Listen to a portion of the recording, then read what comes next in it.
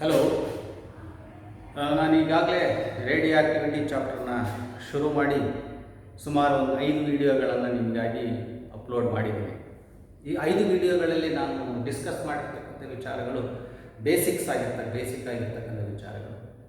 ಏನಪ್ಪ ಅಂತ ಹೇಳಿದ್ರೆ ಒಂದೊಂದಾಗಿ ಹೇಳ್ತಾ ಹೋಗೋದಾದರೆ, ವಾಟ್ ಈಸ್ ರೇಡಿಯೋ ಆಕ್ಟಿವಿಟಿ ಅಂದರೆ ಏನು, ಯಾರು ಇನ್ವೆನ್ಷನ್ ಮಾಡ್ತಾರೆ, what are the types of radio active process, natural ಒಂದು, ಆರ್ಟಿಫಿಷಿಯಲ್ ಒಂದು, ಆರ್ಟಿಫಿಷಿಯಲ್ ರೇಡಿಯೋ ಆಕ್ಟಿವಿಟಿ ಮತ್ತು ನ್ಯಾಚುರಲ್ ರೇಡಿಯೋ ಆಕ್ಟಿವಿಟಿ ಅಂತ ಹೇಳಿದ್ದೀನಿ. ಇದಾದ ನಂತರ ಏನು ಮಾಡಿದ್ವಿ, what are the different types of radiations that may be emitted during the process of radio active process. Okay, ಅಲ್ಲಿ ಏನು ಹೇಳಿದ್ವಿ, alpha, beta and gamma, only 3 types of radiation, alpha, beta and gamma ಅಂತ ಹೇಳಿದ್ದೀವಿ. ಆಮೇಲೆ ಇದರ ಪ್ರಾಪರ್ಟೀಸನ್ನು ಕೂಡ ನಾನು ಹೇಳಿದ್ದೀನಿ ನಿಮಗೆ. What are the properties of the alpha rays, what are the properties of the beta rays and what are the properties of the gamma rays, ಅದನ್ನು ಕೂಡ ನಾನು ಇಂಡಿವಿಜುವಲ್ ಆಗಿ ಡಿಸ್ಕಸ್ ಮಾಡ್ತಾ ಹೋಗ್ತಿದ್ದೀನಿ. ಆಮೇಲೆ ಅದರ ಕಂಪ್ಯಾರಿಸನ್ ಕೂಡ ನಿಮಗೆ ಕೊಟ್ಟಿದ್ದೀನಿ. ಇದಾದ ನಂತರ ನಾನು ಏನು ಮಾಡ್ತೀನಿ ಅಂತ ಹೇಳಿದ್ರೆ, ಅಲ್ಲೊಂದು ಈಕ್ವೇಷನ್ ಡಿರೈವ್ ಮಾಡ್ತೀನಿ. It is n is equal to n0 to the power of minus lambda t ಅಂತ ಒಂದು ಈಕ್ವೇಷನ್ ಅನ್ನು ಡಿರೈವ್ ಮಾಡ್ತೀನಿ. This is what is called as radioactive decay law ಅಂತ ಹೇಳಿ. ಇದರ ಬೇಸಿಸ್ ಮೇಲೆ ನಾವು ಮತ್ತೇನು ಮಾಡಿದ್ದೀವಿ, ಹಾಫ್ ಲೈಫ್ ಒಂದು ಈಕ್ವೇಷನ್ ಬರ್ತಿದ್ದೀವಿ. t is equal to 0.693 divided by lambda. t is equal to 0.693 divided by lambda ಅಂತ ಒಂದು ಈಕ್ವೇಷನ್ ಡಿರೈವ್ ಮಾಡಿ ತೋರಿಸಿದ್ದೀವಿ. ಇದರ ಜೊತೆಯಲ್ಲಿ ಮತ್ತೊಂದು ಈಕ್ವೇಷನ್ ಬರೆದಿದ್ವಿ, that is tau, that is mean life of radioactive substance. tau is equal to 1 by lambda. Okay, tau is equal to 1 by lambda. ಇದಿಷ್ಟು basics regarding the radioactivity process. Okay, radioactivity process. ಇದಾದ ನಂತರ particular ಆಗಿ BSc ಸ್ಟೂಡೆಂಟ್ಸ್ಗೆ, BSc ಕ್ಲಾಸ್ಗೆ ಅನುಕೂಲ ಆಗುವಂಥದ್ದು, ಅಲ್ಲಿಂದ syllabus ಅನ್ನು ಕ್ಯಾರಿ ಆಗ್ತಾ ಹೋಗ್ತದೆ. ಒಂದು ಈಕ್ವೇಷನ್ ಬರ್ತಿದೆ, first equation, that is what is called as the law of successive disintegration. Law of successive disintegration, ಇದನ್ನು ಡಿರೈವ್ ಮಾಡಿದ್ದೀನಿ. This is very important derivation. ನಾನು ವಿಡಿಯೋ ಮಾಡುವಾಗಲೇ ಹೇಳಿದ್ದೀನಿ, ನಾನು ಪಾಠ ಹೇಳುವಾಗಲೇ ಹೇಳಿದ್ದೀನಿ. Very important derivation for the point of examination for the 3rd year BSc students. Okay, ನೀವು ಚೆನ್ನಾಗಿ ಇದನ್ನು ಓದ್ಕೊಳ್ರಿ. ಇದರ ಬೇಸಿಸ್ ಮೇಲೆ ಇಲ್ಲಿ 2 ಈಕ್ವಿಲಿಬ್ರಿಯಂ ಬರ್ತದೆ. ಒಂದು ಟ್ರಾನ್ಸಿಯೆಂಟ್ ಈಕ್ವಿಲಿಬ್ರಿಯಂ ಅಂತ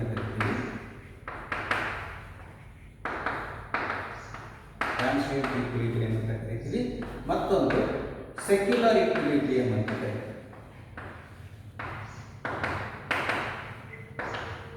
ಸೆಕ್ಯುಲರ್ ಈಕ್ವಿಲಿಬ್ರಿಯಂ ಅಂತ ಕರಿತೀವಿ. ಹಿಂಗಂದ್ರೆ ಏನು ಅನ್ನೋದನ್ನು ಕೂಡ ನಾನು ನಿಮಗೆ ಎಕ್ಸ್ಪ್ಲೈನ್ ಮಾಡಿದ್ದೀನಿ. ಇದಿಷ್ಟು ಪಾಠವನ್ನು ನಾನು 5 ವಿಡಿಯೋಗಳಲ್ಲಿ ನಾನು ಕವರ್ ಮಾಡಿದ್ದೀನಿ. ಓಕೆ, ಈಗ ಈ ಥಿಯರಿನ ಕಲಿತಾದ್ಮೇಲೆ ಇದರ ಅಪ್ಲಿಕೇಶನ್ ಎಲ್ಲಿ ನೋಡ್ತೀವಿ, ಪ್ರಾಬ್ಲಮ್ ಸಾಲ್ವಿಂಗಲ್ಲಿ ನೋಡ್ತೀವಿ. ಸೊ ಪ್ರಾಬ್ಲಮ್ ಸಾಲ್ವಿಂಗ್ ಅಂತಕ್ಕಂಥದ್ದು ಮಾಡದೇ ಹೋದರೆ ಫಿಸಿಕ್ಸ್ ಪಾಠ ಪೂರ್ಣ ಆಗದೇ ಇಲ್ಲ.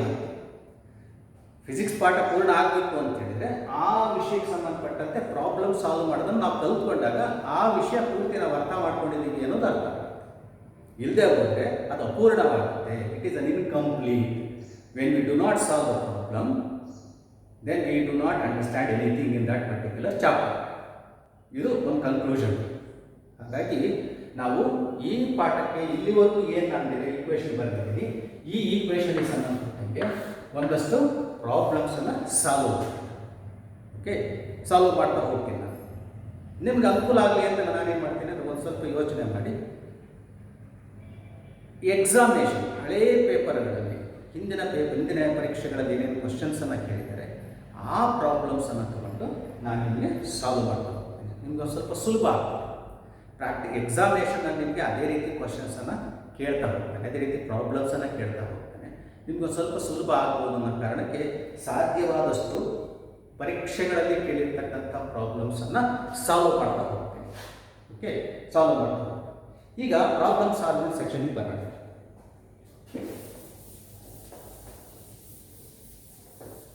ನೀವು ಪರೀಕ್ಷೆಯಲ್ಲಿ ಏನು ಮಾಡಬೇಕಪ್ಪ ಅಂತ ಹೇಳಿದರೆ, ಯಾವುದೇ ಪರೀಕ್ಷೆ ಇರ್ಬೋದು, ಒಂದು ಪ್ರಾಬ್ಲಮ್ ಸಾಲ್ವ್ ಮಾಡಬೇಕು ಅಂತಂದರೆ ನೀವು ಪ್ರಾಬ್ಲಮನ್ನು 1 ಅಲ್ಲ 2 ಸಾರಿ ಓದಬೇಕು, 2 ಅಲ್ಲ 3 ಸಾರಿ ಓದಬೇಕು, ತಪ್ಪಿಲ್ಲ.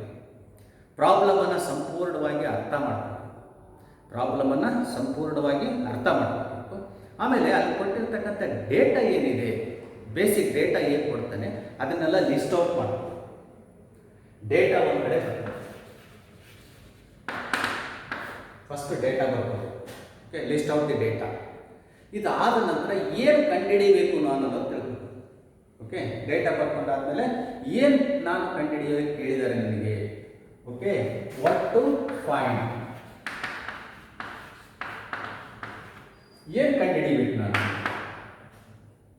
ಗೊತ್ತಾಯ್ತಾ? ಇದು ಏನು ಕಂಡುಹಿಡಿಬೇಕು ಅಂತ ಇದನ್ನು ಕಂಡುಹಿಡಿಬೇಕಾಗಿದ್ದಾಗ ಏನು ಫಾರ್ಮುಲಾ ತಗೋಬೇಕು, which formula to use.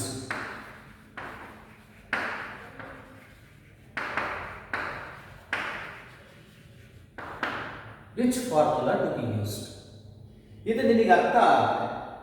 Data ಇರುತ್ತೆ, ಫಾರ್ಮುಲಾ ಇರುತ್ತೆ, ಏನು ಕಂಡುಹಿಡಿಯಬೇಕು ಅನ್ನೋದು ಮನಸ್ಸಿನಲ್ಲಿ ಇರ್ತದೆ, ಅದಕ್ಕೆ ಸಂಬಂಧಪಟ್ಟ ಫಾರ್ಮುಲಾ ಇರುತ್ತೆ. ಈ ಡೇಟಾವನ್ನು ಈ ಫಾರ್ಮುಲಾದಲ್ಲಿ ನೀನು ಹಾಕ್ಕೊಂಡ್ರೆ, ಸಿಂಪ್ಲಿಫಿಕೇಶನ್ ಮಾಡಿದರೆ ಉತ್ತರ ಸಿಗುತ್ತೆ. ಇಷ್ಟು ನಾವು ಮಾಡಬೇಕಾದ್ರೆ ಬೇಸಿಕ್ಸ್. ಯಾವುದೇ ಪ್ರಾಬ್ಲಮ್ ಕೊಟ್ಟಿರಲಿ, ಅದರಲ್ಲಿ ನಾವು ಮಾಡಬೇಕಾದ್ರೆ ಫಿಸಿಕ್ಸ್ ಸಂಬಂಧಪಟ್ಟಂಗೆ ಯಾವುದೇ ಪ್ರಾಬ್ಲಮ್ ಕೊಟ್ಟಿರಲಿ, ಫಸ್ಟ್ ನಾನು ಪ್ರಾಬ್ಲಮನ್ನು ಓದಬೇಕು, ಅದನ್ನು ಅರ್ಥ ಮಾಡ್ಕೋಬೇಕು, ಕೊಟ್ಟಿರೋ ಡೇಟಾ ಬರ್ಕೋಬೇಕು, ಏನು ಕಂಡುಹಿಡಿಯಬೇಕು ಅನ್ನೋದನ್ನು ಮತ್ತು ತಿಳ್ಕೋಬೇಕು, ಅದಕ್ಕೆ ಸಂಬಂಧಪಟ್ಟ ಫಾರ್ಮುಲಾನ ಬರೀಬೇಕು, ಕೊಟ್ಟಿರೋ ಡೇಟಾನ ಫಾರ್ಮುಲಾಕ್ಕೆ ಹಾಕೋಬೇಕು, ಸಿಂಪ್ಲಿಫೈ ಮಾಡಿದರೆ ನನಗೆ ಉತ್ತರ ತಪ್ಪಿಲ್ಲದೆ ಬರ್ತದೆ. ಆಮೇಲೆ ಕನ್ವರ್ಷನ್ ಫ್ಯಾಕ್ಟರ್ಸ್ ನೋಡ್ಕೋಬೇಕು. ಕನ್ವರ್ಷನ್ CGS ಇದೆಯಾ, SI ಇದೆಯಾ ನೋಡ್ಕೋಬೇಕು. ಎಲ್ಲ ಒಂದೇ ಯೂನಿಟಲ್ಲಿ ಬರೋ ಥರ ಕನ್ವರ್ಷನ್ ಮಾಡ್ಕೋಬೇಕು. ಅದಾದಮೇಲೆ ಪ್ರಾಪರ್ ಯೂನಿಟ್ ಬರೆಯೋದನ್ನು ಬರೀಬೇಕು. ಇದಿಷ್ಟು ಮಾಡಿದರೆ ಪ್ರಾಬ್ಲಮ್ ಸಾಲ್ವಿಂಗು ಪಕ್ಕಾ ಆಗುತ್ತದೆ. ಇಷ್ಟು ಮಾಡ್ತೀರಿ ಅಂತ ಅಂದ್ಕೊಳ್ಳಲ್ಲ, ಅಂದ್ಕೋಬೋದಾ? ಓಕೆ, ಈಗಿಷ್ಟು ನೀವು ಬೇಸಿಕ್ಸ್ ಐಡಿಯಾವನ್ನು ಇಟ್ಕೊಂಡು ನಾವು ಪ್ರಾಬ್ಲಮ್ ಸಾಲ್ವ್ ಮಾಡಲಿಕ್ಕೆ ಪ್ರಯತ್ನ ಮಾಡ್ತೀವಿ. 1 or 2 ಪ್ರಾಬ್ಲಮ್ ಈ ವಿಡಿಯೋದಲ್ಲಿ, ಯಾಕೆಂದರೆ ವಿಡಿಯೋಗಳು ತೊಡಪಾಡ್ತಾ ಹೋಗೋಷ್ಟಲ್ಲೂ ಕೂಡ ಸಮಸ್ಯೆ ಆಗ್ತದೆ. ಅದಕ್ಕೋಸ್ಕರ ಏನು ಮಾಡ್ತೀನಿ, ಆದಷ್ಟು ಶಾರ್ಟ್ ಪೀರಿಯಡಲ್ಲಿ, ಶಾರ್ಟ್ ಡ್ಯೂರೇಷನಲ್ಲಿ ಮುಗಿಸೋ ಪ್ರಯತ್ನವನ್ನು ನಾನು ಮಾಡ್ತೀನಿ. ಇದರಲ್ಲಿ 1 or 2 ಪ್ರಾಬ್ಲಮ್ಸ್ ಮಾತ್ರ ನಾನು ತಗೊಳ್ತೀನಿ.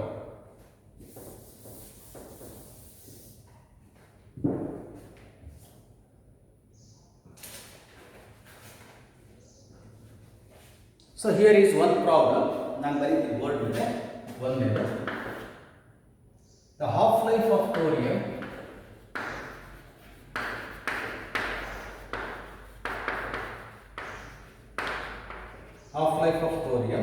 is X.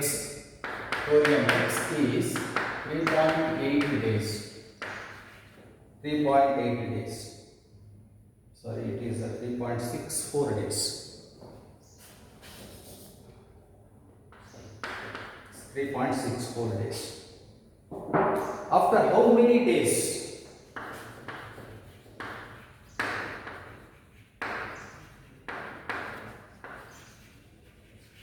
After how many days will 0.1 gram of the mass of a sample of the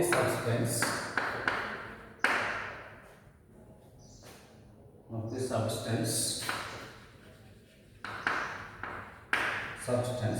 remains undecayed.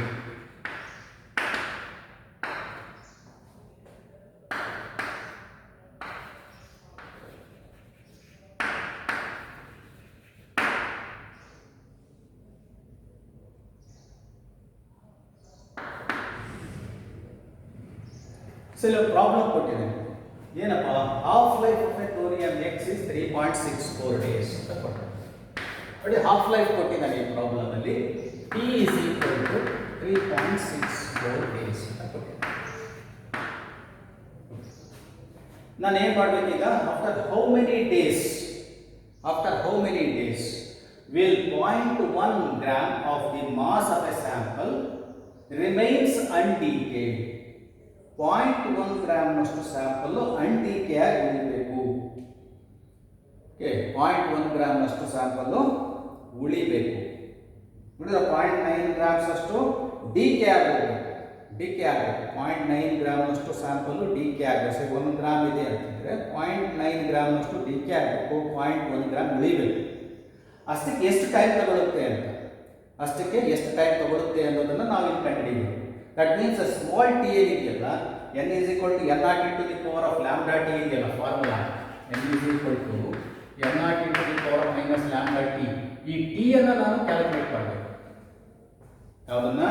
ಈ ಸ್ಮಾಲ್ ಟಿ ಇದೆಯಲ್ಲ, this is the time taken for decay of 90% of the substance. Only 10% has to be remained. 10% ಅಷ್ಟೇ ಉಳಿಬೇಕು. 0.1 gram ಉಳಿಬೇಕು ಅಂದರೆ 10% ಅಷ್ಟು ಉಳಿಬೇಕು ಅಷ್ಟೇ ಸ್ಯಾಂಪಲಲ್ಲಿ. ಅದಕ್ಕೆ ಎಷ್ಟು ಟೈಮ್ ತಗೊಳ್ತಾರೆ ಅದನ್ನು ಕ್ಯಾಲ್ಕುಲೇಟ್ ಮಾಡಬೇಕು. Okay, this is our aim ಅಲ್ವಾ? ಇದು ಫಾರ್ಮುಲಾ ನನಗೆ ಗೊತ್ತಿರೋದು. ಏಮ್ ಇದು, ಟಿ ಕ್ಯಾಲ್ಕುಲೇಟ್ ಮಾಡಬೇಕು. I wanted to calculate what is t. ಇದಿಷ್ಟು ಡೇಟಾ ಬರ್ಕೊಂಡಿದ್ದೀನಿ, ಏನು ಕಂಡುಹಿಡಿಯಬೇಕು ಅನ್ನೋದನ್ನ ಬರ್ಕೊಂಡಿದ್ದೀನಿ, ಫಾರ್ಮುಲಾ ಏನಾಗಬೇಕು ಅನ್ನೋದು ಬರ್ಕೊಂಡಿದ್ದೀನಿ. ನನ್ನ ಕೆಲಸ ಮುಗಿಯಿತು. ಹೌದಾ? ಇಷ್ಟನ್ನು ನಾವು ಪ್ರತಿ ಪ್ರಾಬ್ಲಮಲ್ಲಿಯೂ ಕೂಡ ಮಾಡ್ತಾ ಹೋಗಬೇಕು. ಪ್ರತಿ ಪ್ರಾಬ್ಲಮಲ್ಲಿಯೂ ಈ ಥರ ನಾವು ಬರ್ಕೊಂಡು ಹೋಗ್ಬಿಟ್ಟು ಲೆಕ್ಕ ಮಾಡ್ತಾ ಹೋದರೆ ನನಗೆ ಸುಲಭವಾಗಿ ಉತ್ತರ ಸಿಗ್ತದೆ. ಓಕೆ, ಈಗೇನು ಮಾಡೋಣ? Let us calculate what is decay constant. ಇಲ್ಲಿ ಲ್ಯಾಂಬ್ಡಾ ಇದೆಯಲ್ಲ, ಈ ಲ್ಯಾಂಬ್ಡಾ ಕ್ಯಾಲ್ಕುಲೇಟ್ ಮಾಡೋಣ. Okay, let us calculate lambda. Lambda is given ನೋಡಿ, lambda is equal to 0.693 divided by T. ನನಗೆ ಫಾರ್ಮುಲಾ ಗೊತ್ತು, ಏನು? T is equal to 0.693 divided by lambda ಅಲ್ವಾ? ನಾನೇನು ಮಾಡ್ತೀನಿ? ಲ್ಯಾಂಬ್ಡಾ ಇಲ್ಲಿ ತಗೋತೀನಿ, ಲ್ಯಾಂಬ್ಡಾ ಬೇಕು ನನಗೆ, ಸೊ ಟಿ ಇಲ್ಲಿ ಕಳಿಸ್ಕೊಡ್ತೀನಿ. So lambda is equal to 0.693 by T ಅಂತ ಬರ್ಕೊತೀನಿ. So I am getting the decay constant because this decay constant has to be substituted in this equation. Is it clear ನಾ? ಅರ್ಥ ಆಯ್ತಲ್ಲ? Okay, so ಈಗ ನಾನು substitute ಮಾಡ್ತೇನೆ. 0.693 divided by 3.64. Okay, this is your lambda value. ಇದು ಹೀಗೆ ಬರ್ತದೆ, ಮತ್ತೆ ಸಿಂಪ್ಲಿಫೈ ಮಾಡೋದು ಬೇಡ, ಹಾಗೆ ಸಬ್ಸ್ಟಿಟ್ಯೂಟ್ ಮಾಡೋಕ್ಕಾಗುತ್ತೆ. Okay, the same thing has to be substituted in this equation. Okay, so ನಮ್ಗೆ ಏನು ಗೊತ್ತಿಲ್ಲ ಇವಾಗ ಎಷ್ಟು ಉಳಿಬೇಕು ನನಗೆ? ಈ ಫಾರ್ಮುಲಾ ಬರ್ತೀನಿ. ಇದಿಷ್ಟು ಕಂಡುಹಿಡ್ಕೊಂಡಾದ್ಮೇಲೆ next I will come to this formula. n is equal to n0 into the power of minus lambda t ಅಂತ ಬರ್ತದೆ. ಸೊ ಎಷ್ಟಕ್ಕೆ ಉಳಿಬೇಕು ನನಗೆ? 0.1 ಗ್ರಾಮ್ ಉಳಿಬೇಕು. 0.1 n0 ಉಳಿಬೇಕು ಅಲ್ವಾ? So n0 e to the power of minus lambda t. So n0 cancel ಮಾಡ್ತೇನೆ, ಹೌದಾ? This 0.1 is equal to e to the power of minus lambda t ಅಂತ ಬರುತ್ತೆ. This 0.1 can be written as 1 by 10. 1 by 10 is equal to 1 by e to the power of lambda t. So minus ಕಳ್ಕೊಂಡು plus. So ಇವೆರಡು equate ಮಾಡ್ಕೊತೀವಿ. Equating the denominators. Denominators equate ಮಾಡ್ಕೊಂಡ್ರೆ ಏನಾಗ್ತದೆ ಇವಾಗ? 10 is equal to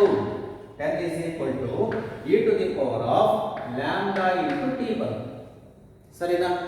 e to the power of lambda t ಬರುತ್ತೆ. ಈಗ ನಾನೇನು ಮಾಡ್ತೀನಿ? Taking logarithm on both sides. Okay, take log on both sides. ಇವಾಗ log of 10 to base e is equal to cancel ಆಗುತ್ತೆ. ಅವಾಗ ಜಸ್ಟ್ ಲ್ಯಾಂಬ್ಡಾ ಟಿ ಬರುತ್ತೆ. Exponential logarithm and logarithm, exponential and logarithm exponential get cancels. ಇಲ್ಲಿ ಈ lambda T ಮಾತ್ರ ಉಳಿಯುತ್ತೆ. So ನನಗೆ ಏನು ಬೇಕು ಈಗ? ಟಿ ಬೇಕು. Therefore T is equal to ಏನು ಬರುತ್ತೆ ನನಗೆ? log of 10 to base e divided by lambda. ಸರಿನಾ? ಸೊ ಈಗ ಇದನ್ನು ಕನ್ವರ್ಟ್ ಮಾಡ್ತೀನಿ. 2.303 into log 10 to base 10 divided by lambda ಗೊತ್ತು ನನಗೆ ಎಷ್ಟು? 0.693 by 3.64. 0.693 divided by 3.64. ಸರಿನಾ? ಈಗ ನಾನು ಇದನ್ನ ಫರ್ದರ್ ಸಿಂಪ್ಲಿಫೈ ಮಾಡಿದೆ. ಮಾಡಿದ್ರೆ right here. So t is equal to 2.303 into log 10 to base 10 divided by this 3.64 go to the numerator, 2.64 divided by 0.693. ಇದಿಷ್ಟನ್ನು ನಾನು ಸಿಂಪ್ಲಿಫೈ ಮಾಡ್ಕೋಬೇಕಾಗ್ತದೆ. ಇದಿಷ್ಟು ಸಿಂಪ್ಲಿಫೈ ಮಾಡಿಕೊಂಡ್ರೆ ನನಗೆ ಟೈಮ್ ಬರ್ತದೆ 12.12.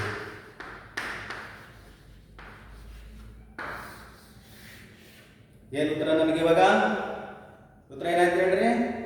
ಎಷ್ಟು ದಿವಸದಲ್ಲಿ ಅದು ಕಡಿಮೆ ಆಗುತ್ತೆ? 0.1% ಉಳಿಯುತ್ತಲ್ಲಿ 90% ಡಿಕ್ರೀಸ್ ಆಗಿ 0.1% ಉಳಿಯುತ್ತಲ್ಲಿ 10% ಉಳಿಯುತ್ತಲ್ಲಿ 12.1 days ಅಲ್ಲಿ 0.1 gram of the sample will remain in that particular sample thorium X after a time of 12.1 days. So ಈ ಥರದ ಪ್ರಾಬ್ಲಮ್ ಅನ್ನ ಒನ್ ಟೈಪ್ ಪ್ರಾಬ್ಲಮ್ ಇದೆ. ಓಕೆ, ಇದು ಒನ್ ಟೈಪ್ ಪ್ರಾಬ್ಲಮ್. ಸೊ ಈ ಪ್ರಾಬ್ಲಮ್ ಅನ್ನ ವಿಡಿಯೋ ಪಾಸ್ ಮಾಡಿ ನೀಟಾಗಿ ಬರ್ಕೋಬೋದು ನೀವು. ಓಕೆ, ಇಲ್ಲದೆ ಹೋದರೆ ಇದು ಬರೆದಿರೋದನ್ನೇ ಮತ್ತೊಂದು ಸರಿ ನಿಮಗೆ ಕಳಿಸ್ಕೊಡ್ತೀನಿ. ನಿಧಾನವಾಗಿ ಬರ್ಕೊಂಡು ಮತ್ತೆ ಪ್ರಾಕ್ಟೀಸ್ ಮಾಡಿ. Okay, right. ಈಗ ಸೆಕೆಂಡ್ ಪ್ರಾಬ್ಲಮ್ ನೋಡೋಣ. Okay, second problem.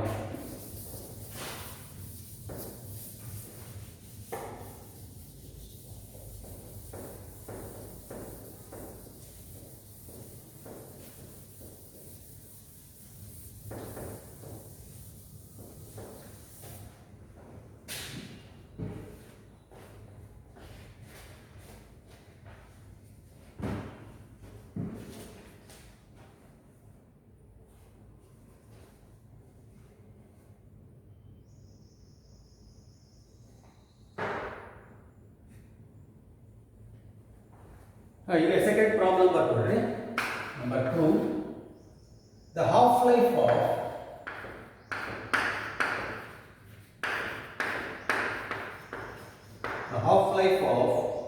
uranium 238-92 is 4.5 into 10 to the power of 9 years. Okay, half life of uranium 238-92 is 4.5 into 10 to the power of 9 years. So calculate the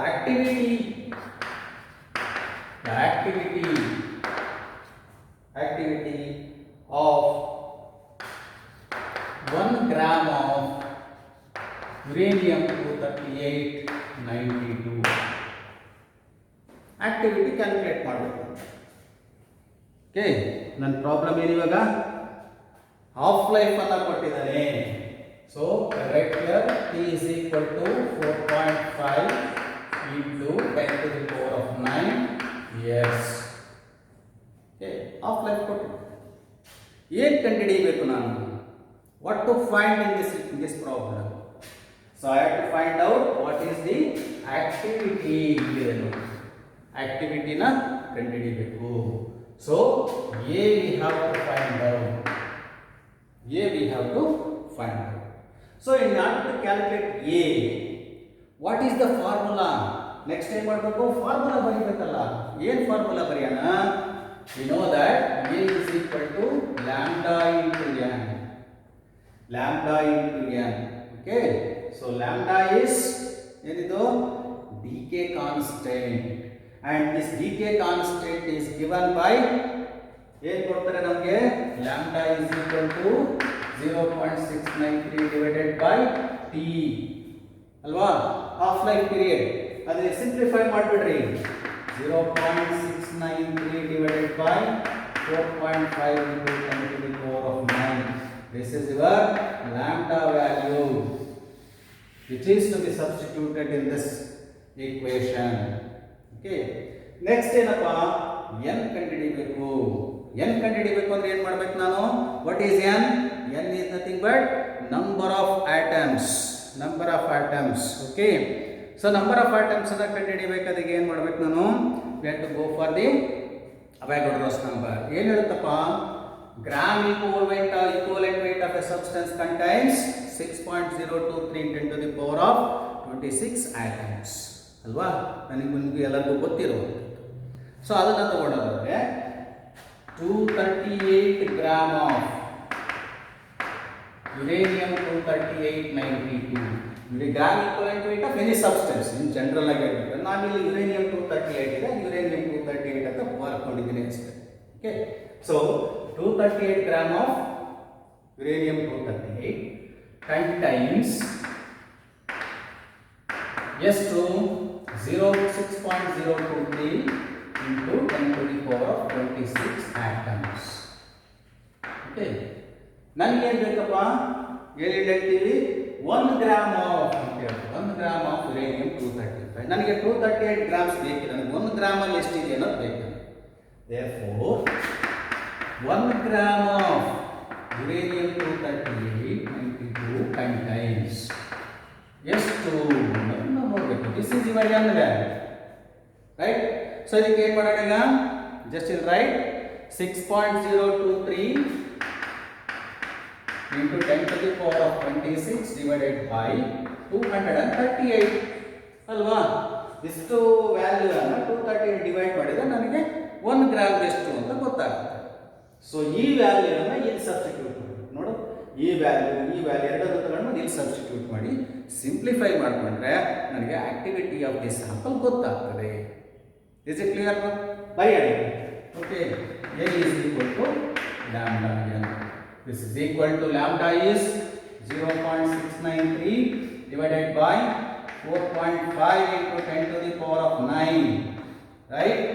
Into 6.023 into 10 to the power of 26 divided by 238.